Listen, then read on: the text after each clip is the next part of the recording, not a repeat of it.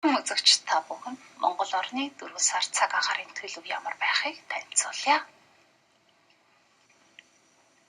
Баруун зүгийн нутгаар энэ сард агаарын дундаж температур нутгийн хойд хэсгээр 2 градус хүтнээс 3 градус дулаан, бусад хэсгээр 3-аас 8 градус дулаан буюу Увс аймаг завхны их нутгаар уур амьсгалын дунджийн орчим, бусад нутгаар өг дунджаас 1.5-аас 1 градусаар дулаан байх төлөвтэй байна. 1-р 10 хоногийн эхэн болон сүүлчээр хөтөрч Увс, завхан, Баян хонгорын хойд хэсгээр шөнөдөө 15-аас 20 градус, өдөртөө 3-ээс 5 градус хүтэн байна. Харин 2-р 10 хоногийн дунд үеэс харьцангуй дулаарч эхлэнэ. Одоо та бүхэнд төвийн нутгийн цаг агаарыг танилцуулъя. Энэ сард агаарын дундаж температур Дархтын хотгоор Хинтийн улсаар 4 градус хүтнээс 1 градус дулаан, бусад нутгаар 2-оос 7 градус дулаан байна. 1-р 10 хоногийн эхэн болон сүүлч 2-р 10 хоногийн дунд үеэс хөтрөх төлөвтэй байна шүү. Тэгвэл зүүн зүгийн нутгаар энэ сард агаарын дундаж температур ихэнх нутгаар 3-аас 8 градус дулаан буюу уур амьсгалын дунджийн орчим байх төлөвтэй. 1-р 10 хоногийн эхэн болон сүүлч 2-р 10 хоногийн сүүлчээр хөтрөхнэ. Сарын эцээр ихэнх нутгаар хөтрөхнэ. Харин говийн нутгаар энэ сард агаарын дундаж температур өмнөд говьор 7-оос 12 градус, бусад нутгаар 3-аас 8 градус дулаан байх төлөвтэй.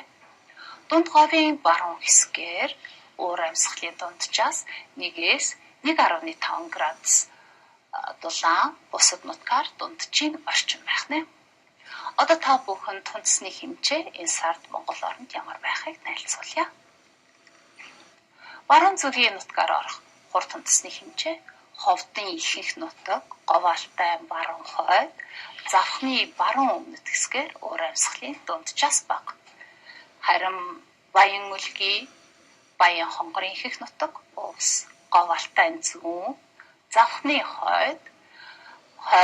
хойд болоод зүүн хэсгээр уур амьсгалын дунджаас ахиу, бусад нутгаар дунджийн орчим байх төлөвтэй байна.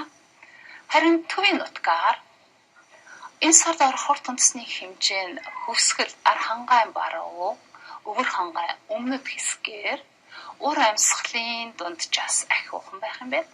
Харин Архангай зүүн, Булганы өмнөд, Өвөр хангай зүүн хойд, Төв аймгийн баруун хэсгээр уур амьсгалын дунджаас арай бага байх юм байна. Бусад нутгаар олон жилийн дунджийн орчим байх төлөвтэй байна.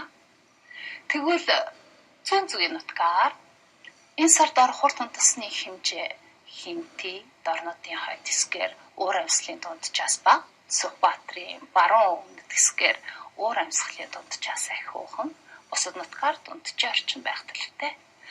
Харин говийн нутгаар хур тунцны хэмжээ дунд говь, Дорн говийн хойд хэсэг, говь сүмбэрийн нутгаар уур амьсгалын дунджийн орчим, бусад нутгаар уг дунджаас ахиу байх төлөвтэй байна.